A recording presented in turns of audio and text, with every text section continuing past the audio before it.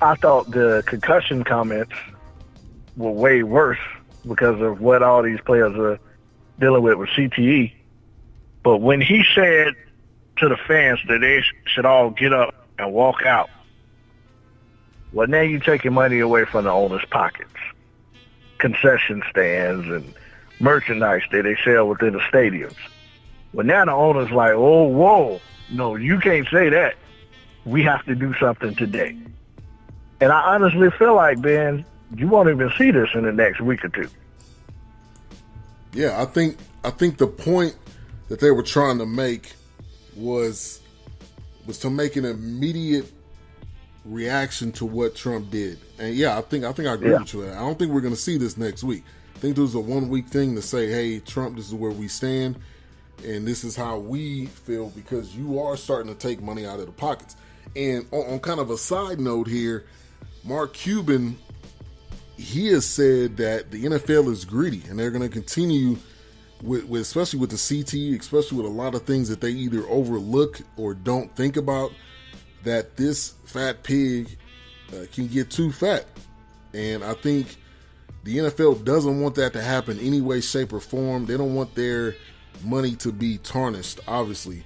So you had owner after owner after owner standing up, linking up in arms with players. Yeah. Honestly, some of these owners might not even know their own players' names, but they were standing next to them. Yeah, you're exactly right.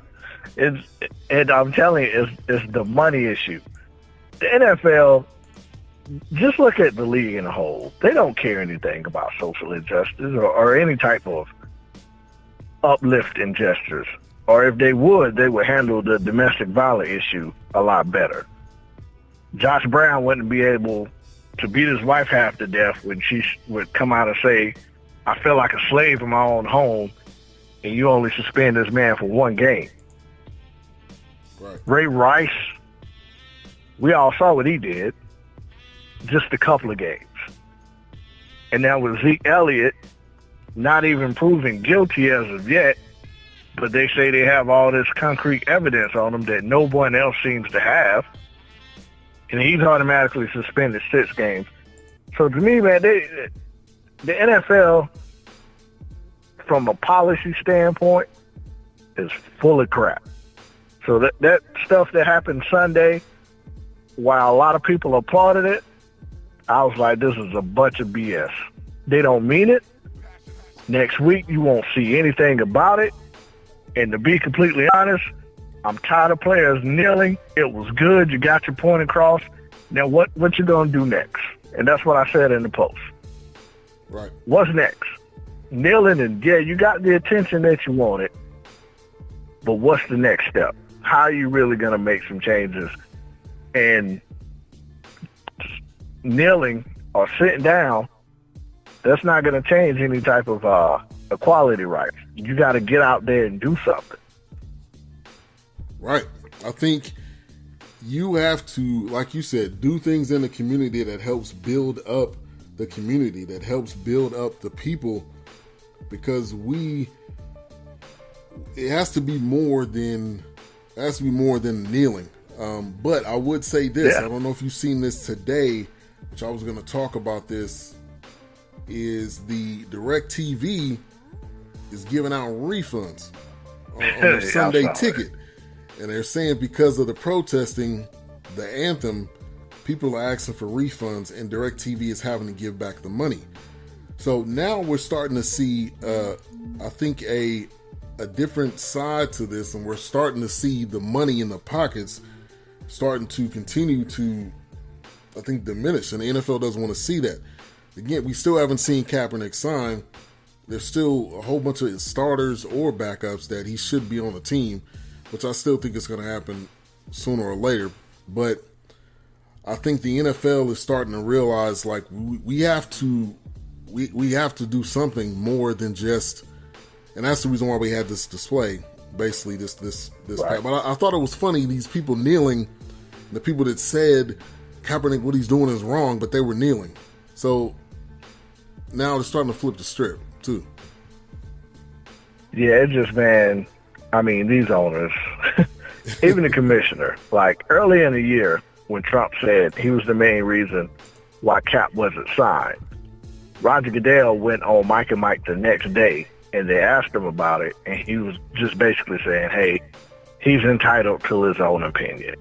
Who am I to judge? Basically, in a nutshell. You have the general manager for the New York Giants came out and said that since a fan wrote him a letter and said, if I see any of your players taking a knee, I'm no longer coming to a game, and that was the reason why he didn't sign Cap. And even with the Ravens, they come out and have this roundtable discussion and say he wants to talk to the sponsors and fans first before they sign Cap. And now you see all of them on Sunday all of a sudden taking a knee. It's a bunch of crap. Yeah. Like, who you fool? You ain't fooling me. It's a nice gesture, but I'm not stupid. Right. All right, so let's talk about the game. It was a bounce back. It was a bounce back game that they had to win. I've been saying this. I said it on the show I had last night. I'm saying it now. They needed to get this win. People don't want to talk about must-win games, but this was a must-win game. If you go into a 1-2 hole, it's you start to get a little worried. You start to get a little concerned. You start to wonder, is this team who we thought they were? Shout out to Denny Green. But what was your thoughts on the game as a whole? I tell you what, man, I was extremely impressed with the defense. After that opening drive by Arizona, I was like, this is going to be another 40-point game. Because they just went down the field like it was nothing. But then DeMarcus Lawrence turned it on, and I know this is a contract year, and people ball out their contract years. Oh, yeah. But he's never been this dominant. And we haven't had a defensive end this dominant since DeMarcus Ware, which helps out that young secondary. That's been the main problem with our secondary. Even when we had Claiborne and Carr, we didn't have a pass rush. So they was out there on the island for too long. Eventually, all the good receivers are going to get open. But now that we have all these rookies in the secondary and Skandrick continues to get hurt game after game, we need that pass rush to help out our secondary. And that secondary in the front four with Malik Collins, that was the main takeaway that I took from that game, that our defense is not that bad as long as we can rush the passer. Yeah, I think what we've seen out of DeMarcus Lawrence, and I do believe contract years make you play just a tad bit better. You start to get a little pep in your step. You start to not whine about injuries. You start to put some tape on that ankle, put some tape on that hand, or whatever it may be, and get out there and grind. And if that's what it is, I respect that from the player, because you're putting your body out there on the line over and over and over again. Seen the same thing from Claiborne too last year, but he had, I believe he had 3.5 sacks this past game, or it was 3 or 3.5. But that he was all over Carson Palmer, like he couldn't get away. It was crazy. I was almost shocked at what I was even seeing, in just the way he was able to get to the quarterback with ease. It wasn't like he was struggling to get there. He was getting there, and he was tackling, and he was dominant. He was dominant, and I haven't seen anything like that out of anybody, like you said, since DeMarcus Ware. Now the secondary, Jordan Lewis, I'm excited about that kid. He has some tackles. He is impressive. Yeah. You look at Skandrick going down again.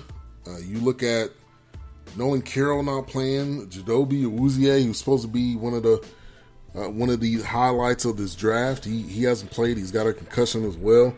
I mean, you got Xavier Woods out there playing, was he a 3rd or 4th round pick? You got Kayvon Frazier. So I was impressed with how they played. Now, Carson Palmer did pick them apart a couple times, but the pass rush to me was what really won this game. If we didn't have that, we would have just got lit up. Yeah, absolutely. We need that all season long. And I think they'll get better as the season progresses. We're going to have David Irving coming back from a suspension soon. That helps. Damian Wilson should be coming back soon, if I'm not mistaken. Our middle linebacker, the starting middle linebacker. Right. I think he comes back week 8, which I don't know if they would just move him to the weak side, because Jalen Smith is leading the team in tackles right now. And that's surprising alone by itself. Yeah, absolutely. I wasn't expecting that at all. I didn't know if they was going to, try to ease him into the season. But when they said he was starting, and the kid is impressive, like the speed is what blows me away the most. I see him running sideline to sideline, catching linebackers before the corner even get there. Yeah. The injury, running back, excuse me. Right. The injury that he had, this guy really shouldn't even be walking. I mean, no. The level of injury he had, and you got nerve damage, and he just came back, and he's starting right now, leading the team in tackles on a team where you have Sean Lee. The kid's amazing. I think some people I know say, well, he misses some tackles, or he's not taking good angles, or he missed a tackle here or there. I think that's going to happen, but his stats prove that he is a top linebacker in the league. If he leads a team in tackles, if he gets a couple of sacks, if he maybe gets some picks, this kid could be in the Pro Bowl. Yeah, he absolutely could. Now, offensively is the biggest story right now with the Dallas Cowboys. I was concerned with Chaz Green starting at the guard position. He doesn't impress me too much. He's more of a tackle. I didn't think he was going to be a guard, but they have him right there at the guard position. I thought Lyle was better at the guard, but they feel like he should be a tackle. And I've been seeing Lyle get beat a lot, especially during the New York Giants game. Yeah. Because to me, his feet is not as quick. That's why I thought he was better suited for the guard position, and not because you got to have quick feet to play tackle. And these defensive ends are just running underneath them, and they're getting the deck. But we have to have some type of productions out of Dez, man. I've probably been the only Cowboy fan critical of Dez. Before the season started, I watched hours of film. Dez Bryant literally can only run 2 routes correctly. This is a fact. I know Cowboy fans don't want to hear that. He literally only runs 2 routes. And he relies more on his physical capabilities more than anything. If Dez ever learned how to run routes, he would be dangerous. But to me, it's too late in his career to pick up the route tree. Tony Romo made Dez look good because he used to throw him open and give him a lot of jump ball opportunity. He's the best at jump balls. But Dak is more of a quarterback where he's waiting for the receivers to get open before he releases the ball. That's why Dez only had 2 catches last game. He doesn't get open.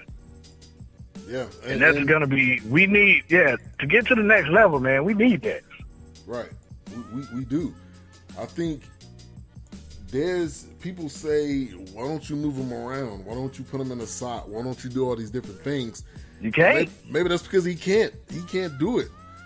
And I had a friend on Facebook basically saying, where is Dez in big games? He shows up sometimes he doesn't. I think part in the game it was because Dak wasn't able to get him the ball. It didn't have enough time. But if you rewind back to, I believe that probably was the game against the Broncos, there was plenty of passes that was in his direction, and he just flat out didn't catch them. And you cannot have games like that at all. You look at all of these different top wide receivers in the game, they do not have these issues. They don't. They don't have games where they go completely missing. And my other thing is, why is Dez always in a situation where he's got to get